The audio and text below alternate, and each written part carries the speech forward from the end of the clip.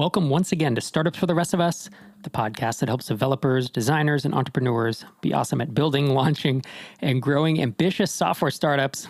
That's a throwback intro. If you've been listening for more than a couple years, you might remember that phrase from the prior intro.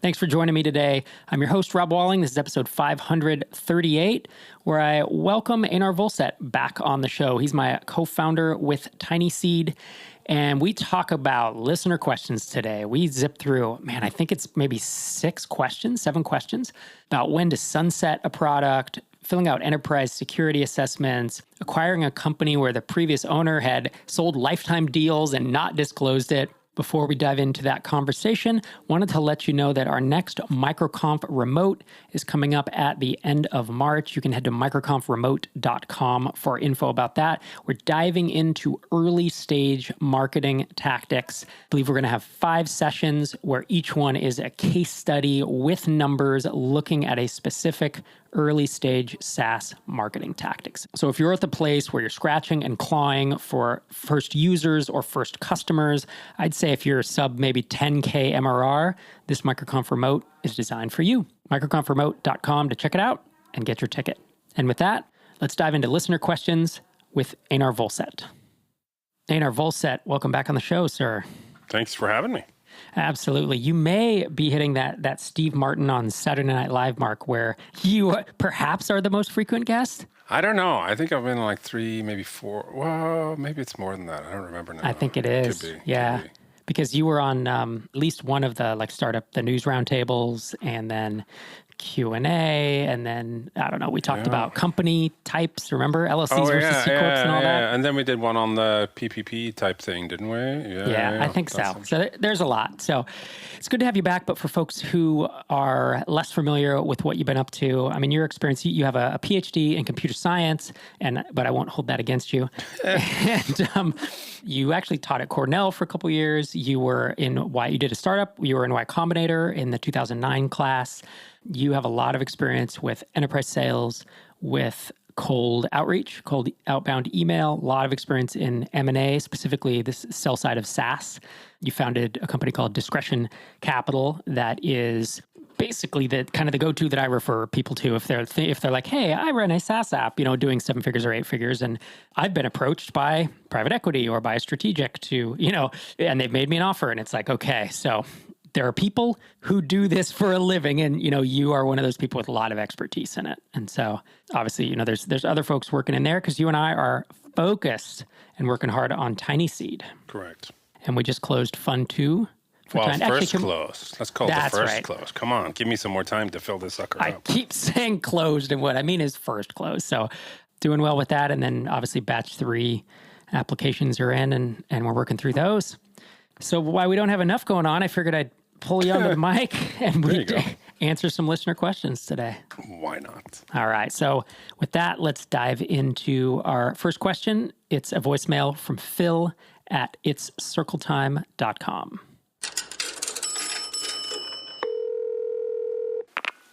Hey, this is Phil from itscircletime.com. We provide online classes for kids across the United States of America and Canada. We match them with high-quality teachers that will help them socialize and continue their education.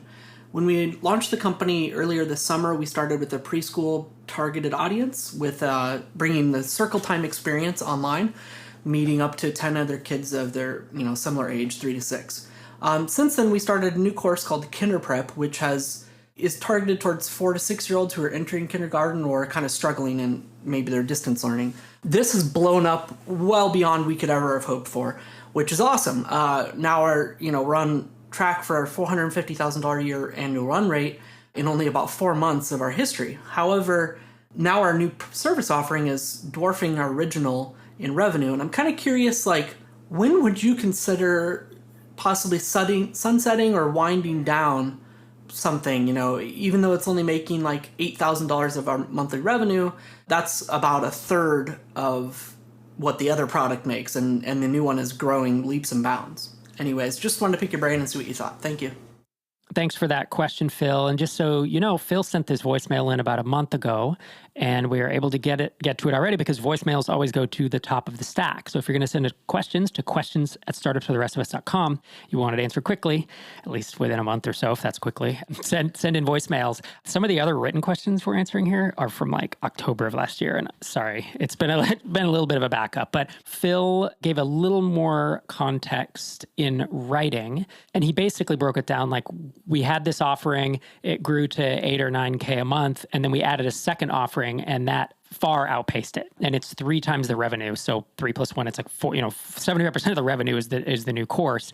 He said the original service is only doing the 8 or 9K is a lot more complex. It has 3 membership plans versus the new direction with a single plan. And so his question in the end, he says, I guess my core question is, what factors would you look at when trying to determine when or if it is a good time to sunset a product or service? I'm in between a rock and a hard place with this issue, and I'd love to hear your advice. So many thoughts. What do you think, sir? I mean, I'm a great believer in focus to a degree. So it's like, it sort of depends a little on how much time is being taken up and efforts being taken by the original product. But from what we're hearing, it's like, this is something that's 3 times as large in much shorter time. Like, anything that detracts from that growth, I'd be wary of, even if a bunch of time has been sunk into the prior product. Yeah, I'm of the same boat. I mean, he said that the new product that is taken off is 3 times the price of the previous one. So that instantly makes me think, well, could you triple the price of the first one and have similar numbers, Could be, yeah. So my inclination is usually entrepreneurs want to do too many things, and we have shiny object syndrome. And as you're saying, focus is, I think, a core value that we both share in that respect. And so I would wrestle with the idea that either the new one just has better product market fit and you go all in on that, or I cannot imagine having something that is making 3 times the money and is 3 times the price, meaning you have far fewer customers, or I guess you have the same amount of customers doing 3 times the revenue. I cannot imagine not sunsetting the original one, or at least tweaking the original one, like I said, by tripling the price for new people, or messing around with it to see, can I get the same profitability or the same level of effort out of this? He also said there were 3 membership plans. It's just more complicated with the old one. So do away with those and go to a single plan, and maybe you grandfather people for now who are already in it and just try it with new folks, or maybe, you don't. That's the hard part about this, I think, is there's a lot of details to it. And my gut feeling is you're going to sunset the previous one, unless you can figure out tweaks to make it as profitable and as easy to run. Because if not, there's no reason to spend equal time on 2 parts of your business if one business is making 3 times the money. Yeah, I agree. I mean, I think like, once you found something that's growing 3 times as fast, I don't know if it's growing 3 times as fast, but certainly like at least that by the looks of things, it would be kind of silly to sort of divert your focus onto something that isn't doing as well. That's my view. Yeah. And I think you brought up sunk cost fallacy, which is a good thing to think about, right? A lot of us get attached to our first idea, or we get attached to something that's working. It's hard to think about all the hours we put into it. You really don't, you don't want to do that in this case. So thanks for the question, Phil. I hope that was helpful. Our next question is from Matthew. The subject line is split personality marketing. And he says, hi, Rob. While listening to Tiny Seed Tales Season 2, I was listening to Brian and Scotty talk about their move up market with Gather. And I'll cut in here. Gather, Tiny Seed, Batch 1 company, and they have SaaS for interior designers. So back to the email. He says, I got to wondering if it's possible to target a whole new audience as you grow by spinning out a new product, new in quotes, or even a new company that's just a white label version of the original product, probably with different default settings, different features enabled, and different marketing/support channels. In some ways, it would be a bit like turning the enterprise plan into the enterprise product. I'm guessing it could be dangerous to split your focus, but if you know anyone who's tried it and succeeded or tried and failed, I'd be fascinated to hear their take. Intuitively, it sounds like a terrible but seductive idea trying to have it all, but I can't help feel empathy for the smaller fish Brian and Scotty mentioned who are still arriving at the Gather site, but being turned off or turned away by their move up market. What do you think, sir? I'm not sure about this one, I have to admit. But my gut feeling is like, why isn't there room in the existing brand to have a wide range of price? I mean, because we're talking about price differences. Presumably that's what's going on here. Like, I guess I'm a little unsure exactly what he means by just white labeling and making a new company or a new plan. Like presumably it's a price and positioning thing, and presumably mainly a price thing. And my question then is like, why isn't there room in the existing brand to have a very wide range of prices? I think a lot of people are almost like anchored to their own price in a weird way. Like people say, oh, I have a $19 a month plan, a $49 a month plan, and a $99 a month plan. But, we have some bigger customers, or if we position slightly differently, maybe we could charge $1,000 a month or $2,000 a month. And that's probably true. Like it's probably more often true than not if you're selling to the enterprises. But I still would be wary of, I still think the easier solution is just to, lean into an enterprise plan and have it be a call us, type situation where maybe you thought about the things that, make it an enterprise plan, whether that's, single sign-on or, custom contracts or whatever it is that makes it a whole different price point for enterprises. So that would probably be my main question is like if it's the same product, it's just a different branding and a different price, then I'm like, why not build that into the existing product? Unless it's like specifically positioned as like the cheaper alternative in the market, which then you have a problem, but then you have other problems in my view.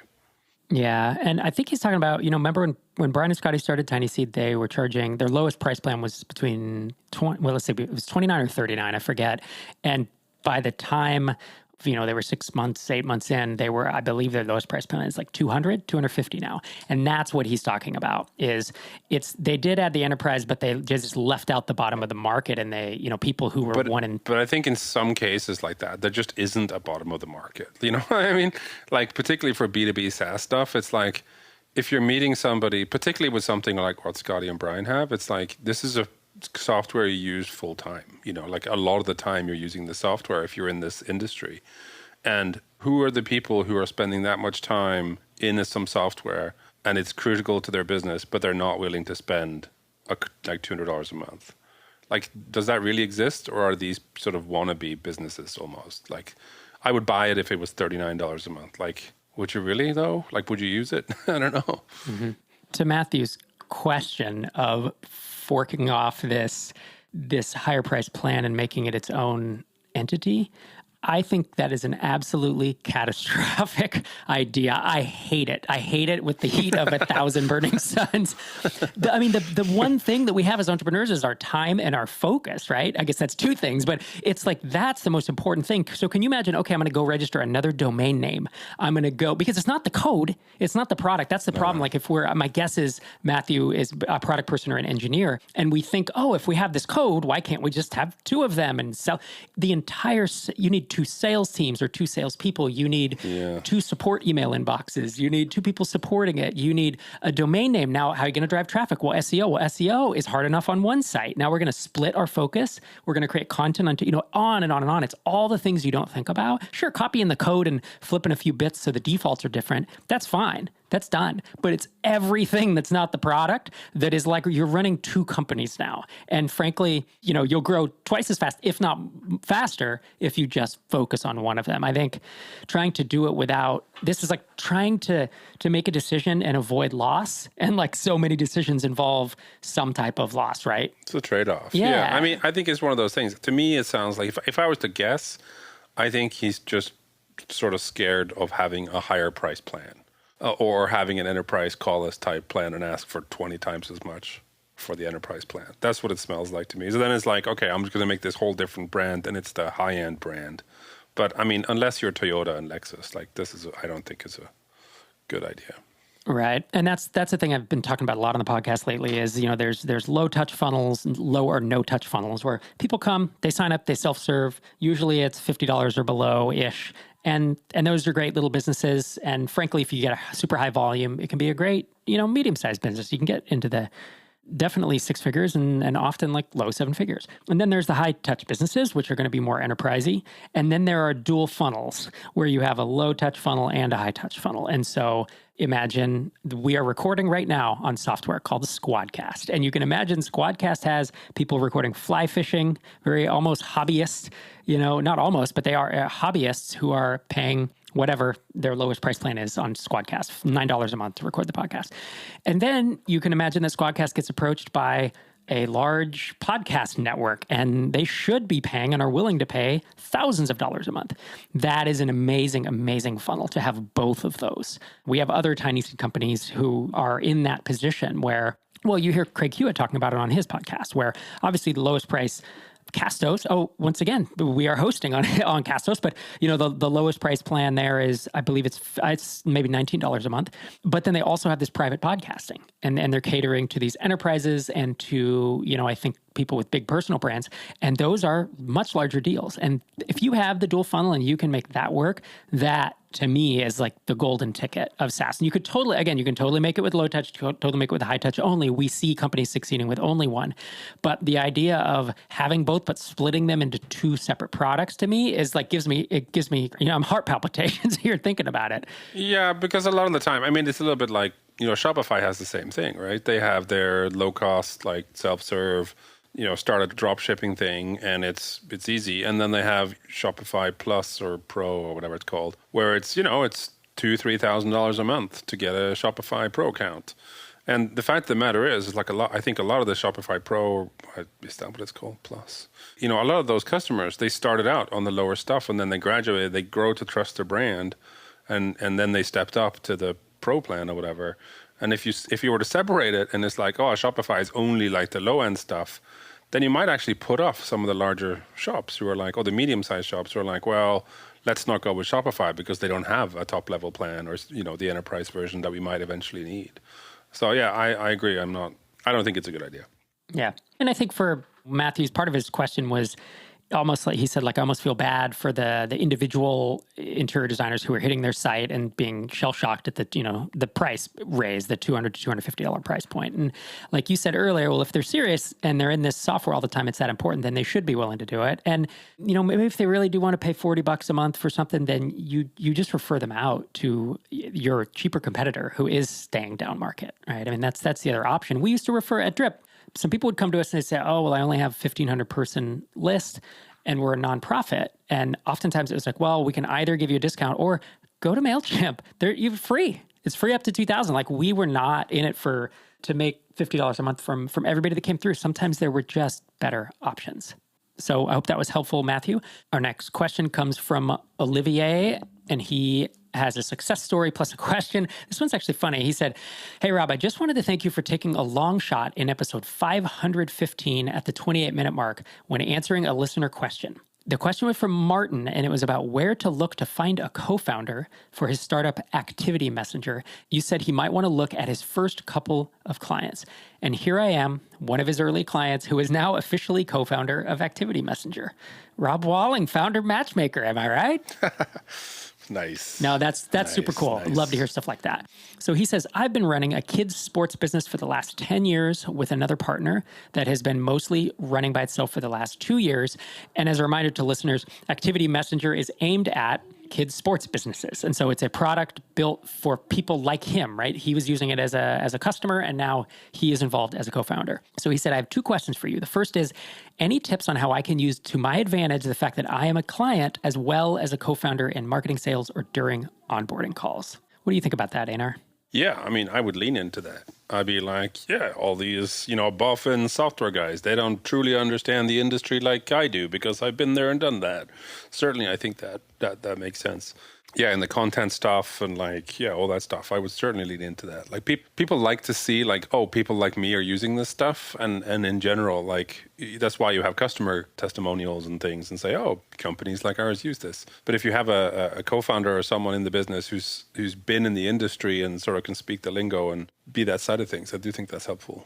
Yeah, I think that's hit the nail on the head with, I was in this situation with my sports business and this is how it served my need. You can do that as examples and you have credibility. The other thing that I used to do, because I don't like sales, I don't like sales calls, but I've done them when I needed to, especially in the early days of Drip. I did some for Hittail too, but especially in the early days of Drip, I would get on the call and I'd say, hey, I'm a co-founder. I'm not a salesperson. I'm actually a developer turned software entrepreneur. So I'm not going to do the sales thing to you. I'm going to, talk to you about the product. I'd ask me questions, but it instantly disarmed people. Whether it's right or wrong, like there's a stigma with salespeople of, are they going to try to talk me into blah, blah, blah? But I was like, look, I weigh in every day on what features should be built. And I'm a user of that. We built this to solve our own problem with this other SaaS app. And so there was instantly some credibility and a bit of, I believe that I got the benefit of the doubt on a lot of those calls because I was not only a client, but a co-founder as well. Yeah, and I think you should lean into that. And I think that's probably the case for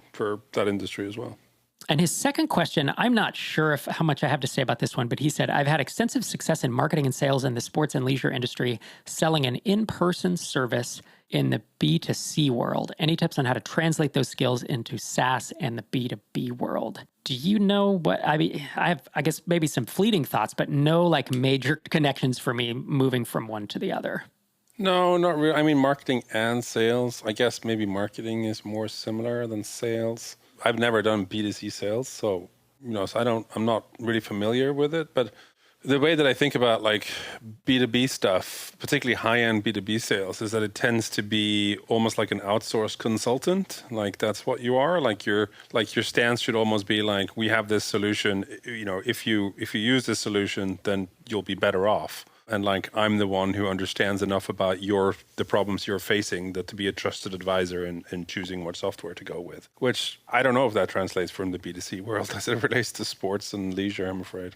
And he wraps up his email. He says, I'm also a father of 2 young kids, and I love how your podcast is geared towards people who don't have 80 hours a week for their startup. I really appreciate the episode you mentioned recently about raising entrepreneurial kids on the Zen Founder podcast. It's one of our most popular episodes. I'd love more of those. Thanks for taking the time. Yeah, and congrats, sir. Like, it's super cool to hear the success story of you guys pairing up. Would love to hear updates. You can email him in or send him his voicemails whenever good things happen and let us know your progress. I'm sure people would like to follow that story. Our next one's a good one. I think you might have feelings on this one. And what's funny is these all come in via email, and I actually responded to him via email because I was so worked up about this. So I'll let you answer, and then I get to kind of tell you what I emailed. So it's from Dan, and he says, hey, Rob, we've recently acquired a SaaS that's making about $4,500 a month, so 4.5K MRR. We've since discovered that there's a significant number of lifetime users in the app. The previous owner sold them a lifetime plan for a one-off fee 2 to 3 years before the business changed hands. Now we're wondering what to do with these users. Can we offer them a deal and ask them to pay something on a recurring basis, or do we just eat the cost? I wonder what you would do. Grateful for your advice and everything you do. Oh. What do you think? Yeah.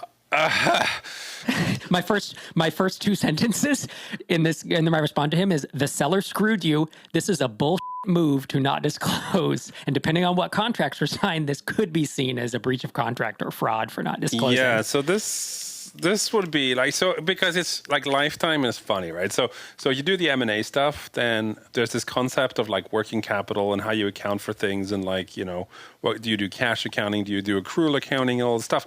And then not as extreme a case of this, if you're selling on January 1st, say, and on December 30th, the year before, you hold a big annual sale and you sell, $1 million worth of software. If you then sell the business on January 1st or 2nd, then the buyer very sensibly would argue that, okay, well, you have to leave the vast majority of the cash for the sale that you just did in the business because we're the one who have to service this. Like, we have to provide the service that's being used. And so this is the kind of thing that, at least, 4,500 MRR is not, it's probably, I don't know if it depends how the deal was done, but usually these kind of things aren't in place. But like for a bigger deal, like 5 million ARR, 10 million ARR, certainly these are things that would be taken against reps and warranties. And like, you'd have clawback clauses to say, if you found this out afterwards, you could go after the seller and say, hey, you didn't disclose that like 20% of your customers aren't paying us and we were supposed to service them for life. That's a pretty big... it's a pretty big piece of information to leave out, I think, in a sales process for sure. Yeah. As I said, I'm pretty bummed about it. I actually asked him for some clarifications, and I said, how many are there? Do you get support requests from them? And he basically said, we do get customer support requests from them. We're paying for an agent. to answer from everyone, and those are included. Because I was asking, what are the actual costs, or is this negligible? And he basically said, we have 197 active subscribers in Stripe who are paying customers. Then we have 122 lifetime customers paid a one-time fee. It's hard to tell how many of these are active on a regular basis, but like I said in my previous point, it looks like quite a few are active, judging by the volume of customer support requests. So I told him, I feel the same way. So the seller screwed you. I said, I don't know your purchase price, but depending on how you feel about this, it might be worth reaching out to the seller and basically saying, you owe us some money back, like you breached contract. I mean, basically talk to a lawyer. If it's, if you paid 30 grand for this, then it's probably not worth any of that. But if you paid 150, 200 grand for this, then like it starts to become a thing where getting a lawyer to write a letter is an issue.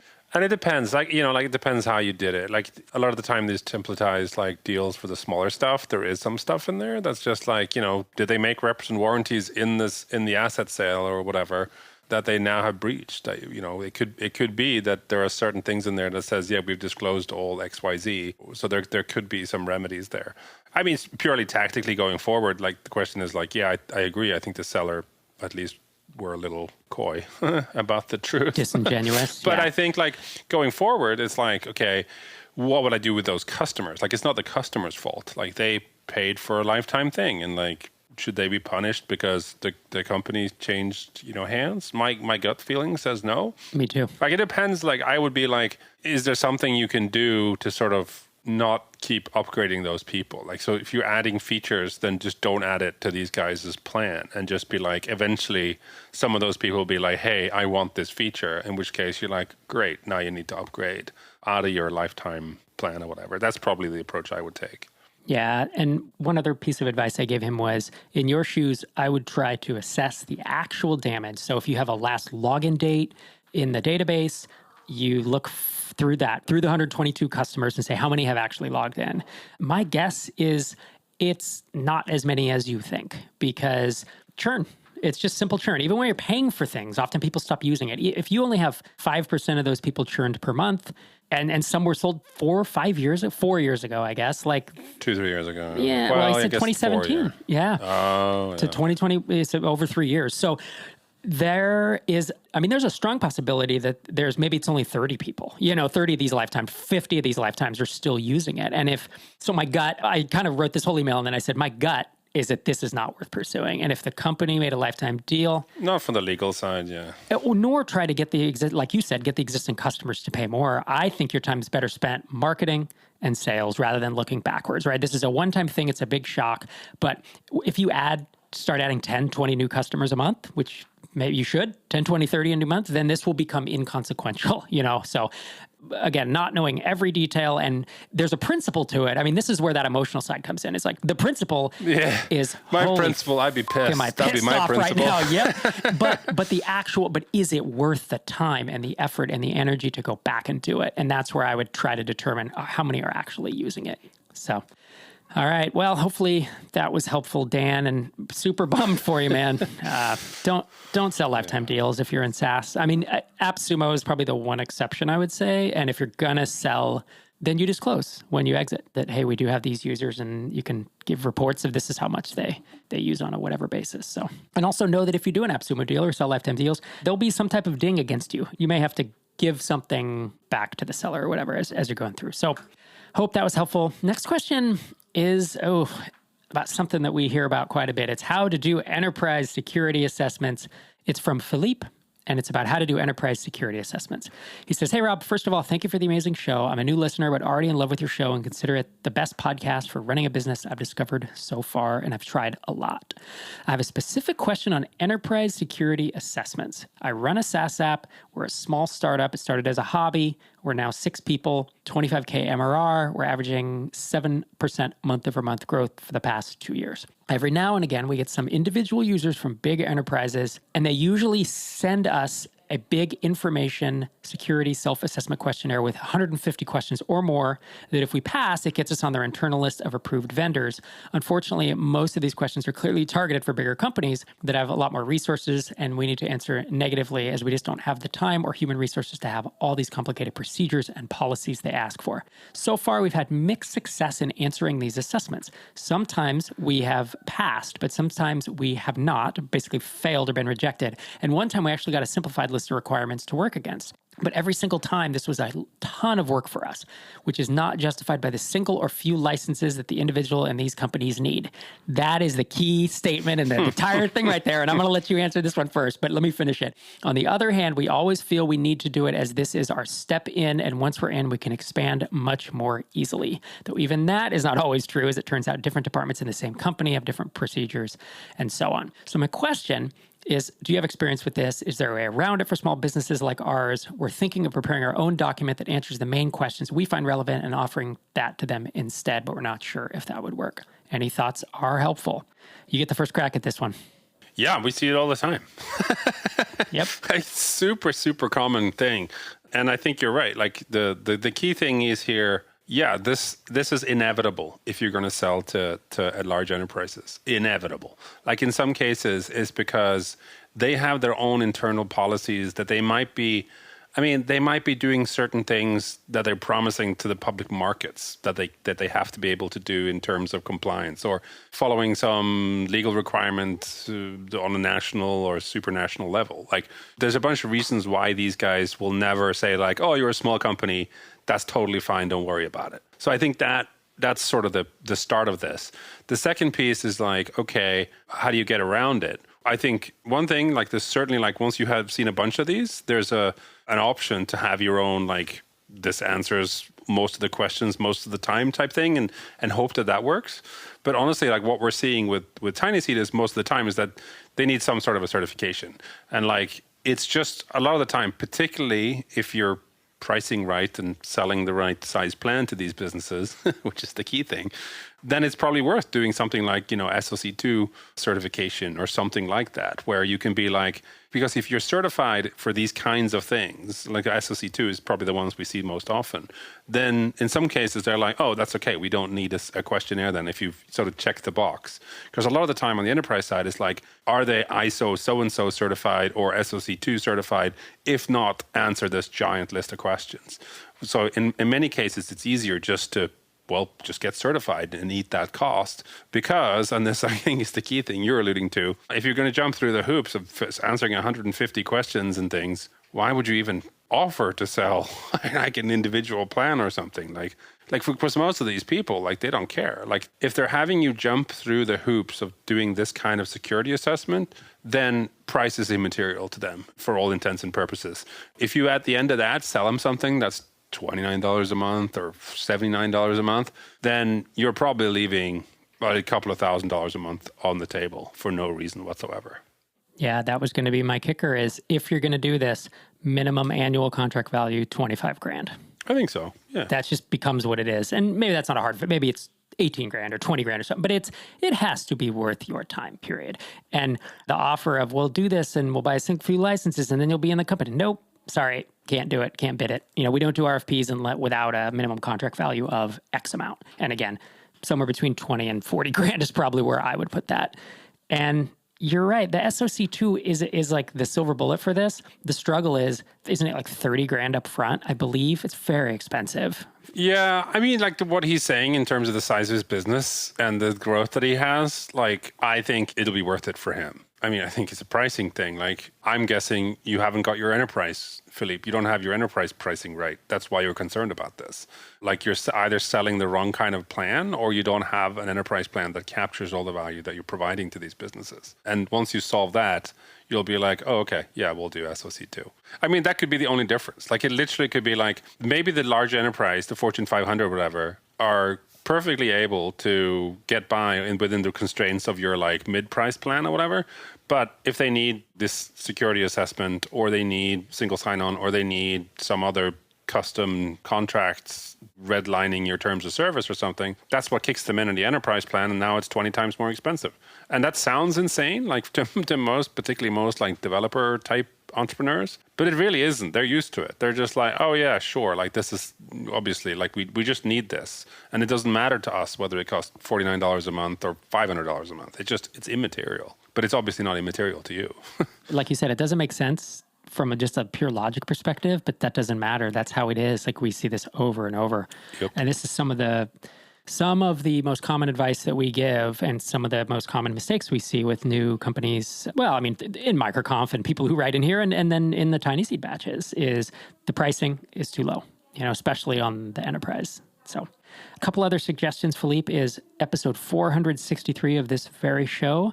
I sat down with David Heller of ReMB, and we spent the whole episode troubleshooting enterprise sales. That's the name of that episode. And part of that was this question of these security handouts. And we had similar conversation, but it was basically a build your own handout to be like, hey, this answers most of yours. He developed a lot of templates or templated answers, shortcut things that he could use to fill in because the questions are common, but they're not all identical. You can't have a whole doc that answers them all, but you can probably get 80% of the way there with just putting a bunch of stuff in Word docs and then pulling from there. And then, of course, the way, as Einar said, the real way around it is to get this SOC 2, SOC 2.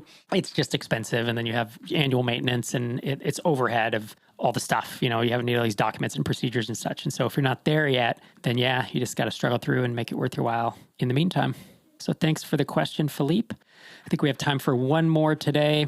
It's from Elon. He says, hello. First of all, really love the podcast and everything you do. Keep it up. I'm a full-time employee at a software company. I'm in a senior role, and I've been here for over 5 years. I've come up with a SaaS product idea after finding a problem in my company's engineering process. I've started creating a product to mitigate this problem. It solves a niche problem in general software development, so it isn't related to my company's product. It's not competitive with them.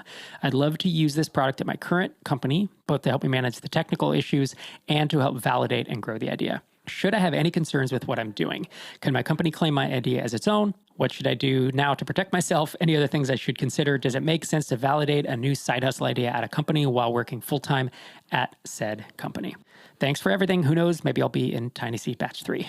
This was sent last October, so I think it's the application process is over, but maybe Batch 4. Applications open for that in July. Thanks for the question, Alon, Einar. Aside from, look at your employment agreement as the number one piece of advice because it's in writing. This is number one piece of advice. Yeah. I mean, it's sort of like, reading this, he's like, yeah, it's finding a problem in my company's engineering process. Immediately, that to me is like big red flag. Okay.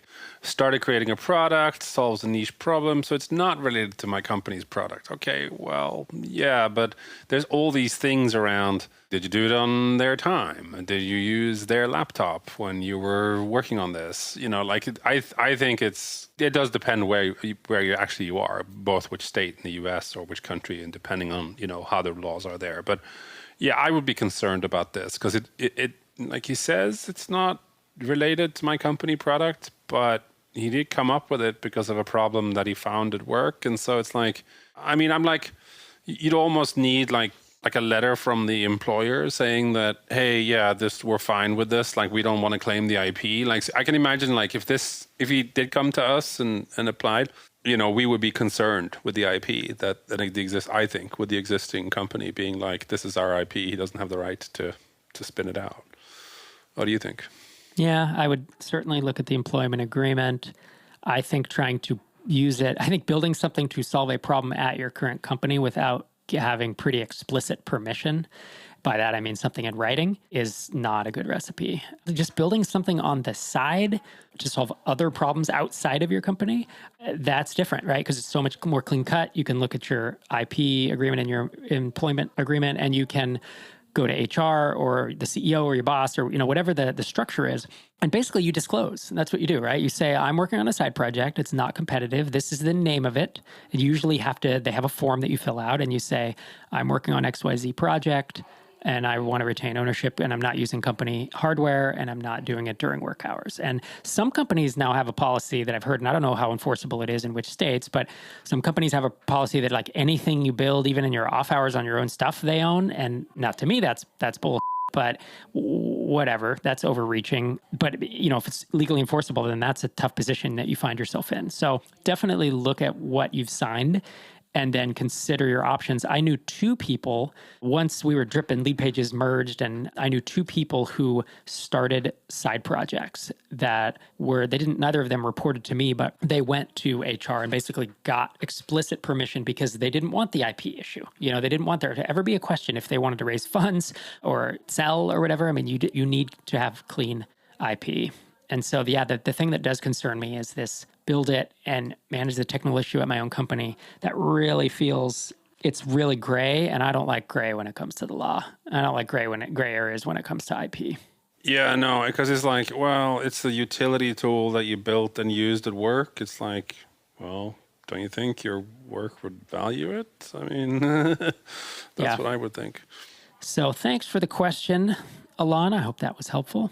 If you have a question for the show, email questions@startupsfortherestofus.com. Best if you attach an audio file. You go straight to the top of the stack. Otherwise, at this point, it looks like we have about 12 or 14 questions in the backlog, and I will get to those again as soon as possible. Einar Volset, you are on Twitter, EINARVOLLSET. And of course, people can go to tinyseed.com/thesis if they want to look at the amazing document you put together about TinySeed's investment thesis. Pretty impressive, honestly. If you haven't read this, even if you're not going to invest in TinySeed, it's pretty cool. Just the idea of you did data analysis because you're a data nerd, and you and I say that with all the love, but just looked at how things pan out, and just that trying to take more of an indexing approach into early stage SaaS is really the way to go, and that's what allowed us in a big reason to raise this second fund that's going so well. So I'm excited about it, man. Me too. Thanks for coming on the show today. Thanks for having me. Thanks again to Einar for joining me on the show. If you like these shows, I would really appreciate a 5-star review and wherever you listen to your podcasts, whether that's Spotify, Apple Podcasts, Google Podcasts. Is that what it's called these days? Google something or other, where you Google Music? Is that, who knows? Just look for a star button and try to hit the 5. Really appreciate it. I believe we're approaching 1,000 worldwide podcast ratings. You don't even have to do a full review with sentences and verbiage and compliments and things like that. If you hit the 5-star and you submit that, I appreciate it. I've been trying to move towards that 1,000 rating mark. Thanks for joining me this week, and I will be in your earbuds again next Tuesday morning.